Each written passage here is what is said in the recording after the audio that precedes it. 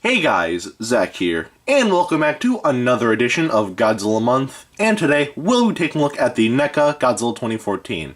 Now, this version of Godzilla comes from the 2014 movie Godzilla 2014. My thoughts on the movie, well, I've explained my thoughts in a previous video, but in case you haven't seen that video, I think the movie is very boring. Godzilla is only in it for 10 minutes, and those 10 minutes that actually do include Godzilla are fantastic. It is a great movie, but the other, hour of, boring, generic human characters is just, yeah. The movie's boring, but the scenes with Godzilla you can find on YouTube, so do that. Don't waste your time watching the whole movie. Just go to YouTube and look up the scenes that have Godzilla in them, so, yeah. Anyway, with that out of the way, let's get into this review, starting off with the paint on this figure, and the paint on this figure is very nice. There isn't much in terms of paint. I still have to admit that the paint on this figure still works a lot, so yeah.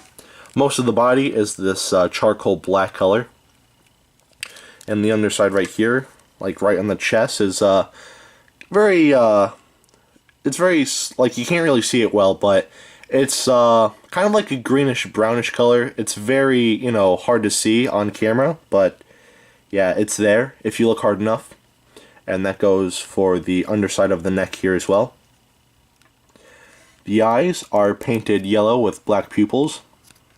The teeth are painted this grayish color, and the inside of the mouth is painted like kind of a dark pink sort of color. So yeah. The toe claws aren't really painted. Well, they are, but it's very hard to notice, especially for the finger claws, because they're not painted all that well either, but that is accurate to the movie, so I can't really complain. And that's pretty much it for the paint on this figure. Again, there's not much, but it still looks very nice, so the paint on this figure gets a pass. Now I'll take a look at the articulation, and the articulation on this figure is pretty good.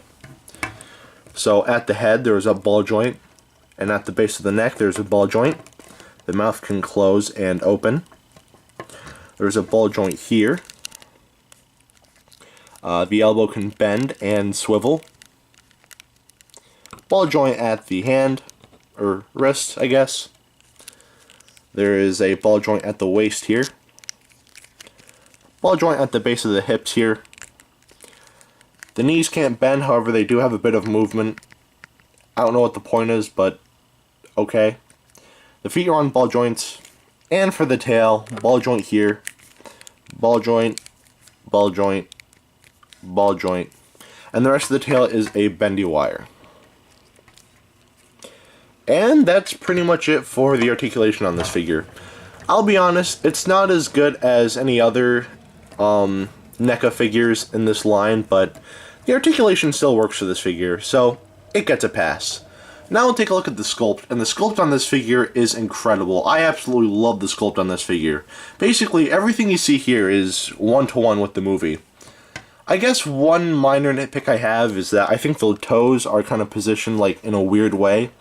But at this point, I'm just trying to look for something to bash about this figure. The sculpt is amazing, and yeah, this figure is just amazing. It's one-to-one with the movie, so yeah. Anyway, the sculpt on this figure is great, so it gets a pass. Now we'll take a look at the detailing, and the detailing is fantastic, so we'll take a closer look at that. So, looking at the head, we can see that he looks very aquatic, and that looks really nice. All of the scales and the gills right here. That's detailed very nicely. Going to the body, we have more scales, which look incredible. Very well defined. But anyway, going to the arms here, we have this weird seam line, which is one thing I don't like about the detailing, but whatever. But the scales on the arm looks very nice. And the hand looks very good as well. Going to the hips, we have more scaling, which looks amazing. Again with the seam line, though. I don't get that, but yeah, the detailing is still very nice. Going down to the foot. That Brontosaurus-like foot looks very nice. And before I get all these comments saying, oh, Brontosaurus never existed, it was a Patasaurus. Well, there's a new dinosaur, and that's what they're calling a Patasaurus. There's a new dinosaur that they discovered a while ago, and they're calling that Brontosaurus, so get out of here with that. Anyway, going to the tail, we have more, this kind of reminds me of like a crocodilian sort of tail. but that's just me. But anyway, that looks very nice. Going down the tail. The underside of the figure looks very nice. The chest is detailed very nicely,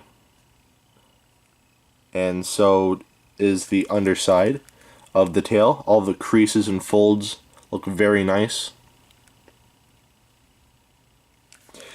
And the dorsal plates don't look all that great. They still look nice enough to, you know, work with this figure, so yeah.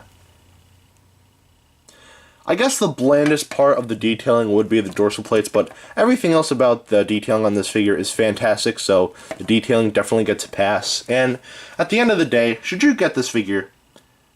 I'd say yeah, definitely get this figure. If you don't have the SH Monster Arts figure, and if you don't have this, and you want to choose between the two, get this, because the SH Monster Arts Godzilla 2014 is kind of gross looking, so don't pick up that figure. Plus, this figure is much cheaper, so definitely pick this figure up if you can. I believe it's about 25 bucks, which really isn't bad for what you're getting. This figure is really good, so yeah. Anyway, if you want to know how big he is, here he is next to Dr. Billy Grant.